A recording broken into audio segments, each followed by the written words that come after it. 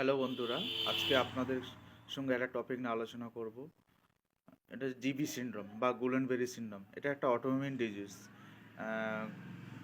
কখনো কখনো পেট খারাপ থেকে প্যারালাইসিস হয়ে যেতে পারে। যারা হাইজিন মেনটেন করেন না তাদের ক্ষেত্রে জিবি সিনড্রোম কখনো কখনো হয়ে যেতে পারে। তো এটা জিবি সিনড্রোমের মোস্ট কমন কজ হচ্ছে ভ্যাকসিন নেওয়ার জন্য হতে পারে। ভ্যাকসিন নেওয়ার ফলে যে বডিতে অ্যান্টিবডি তৈরি হয়ে যায়, অ্যান্টিবডি তৈরি করে, তো অ্যান্টিবডি যে কখনো কখনো হাইপার অ্যাক্টিভ হয়ে গেলেও জিবি সিনড্রোম হতে পারে। বা ক্যাম্পাইলোব্যাক্টার জেজুনি বলে একটা ব্যাকটেরিয়া আছে, সেই ব্যাকটেরিয়া যদি বডিতে ঢুকে যায় সেখান থেকেও জিবি হতে পারে, জিবি সিনড্রোম হতে পারে। তো কি করে এটা? এটা কখনো হাইজিন মেনটেন না হলে ওই হাতের মাধ্যমে বা আনহাইজিনিক খাবার থেকে ওই পেটে যায়, এবং খাবারটায় যে ব্যাকটেরিয়াটা থাকে ওই ব্যাকটেরিয়াগুলো কি করে ওটাকে ইনফেকশান করে দেয়, এবং দেন লুজ মোশন হিসাবে দেখা দেয়। তখন বডির যে নিজস্ব মেকানিজম সিস্টেম আছে অ্যান্টিবডি তৈরি করে, এবং অ্যান্টিবডিগুলো কি করে তখন ব্যাকটেরিয়াকে ধ্বংস করে যায়। এবং আমাদের যে বডিতে নার্ভ আছে, পুরো শরীর নার্ভ কন্ট্রোল করছে। তো নার্ভের অ্যাকশন আছে আর ডেনড্রন আছে। ডেনড্রনের যে মায়োলিন শিট আছে, সেই মায়োলিন শিটটা হচ্ছে ওয়ান টাইপ অফ ইনসুলেটর বা কোটিং। যেমন তামার তারে যে কোটিং হয়, এখানেও ঠিক সেম একই কাজ। তামার তারের কোটিংটা যদি নষ্ট হয়ে যায়, দেন কখনো কখনো শর্ট সার্কিটও হয়ে যেতে পারে। এখানেও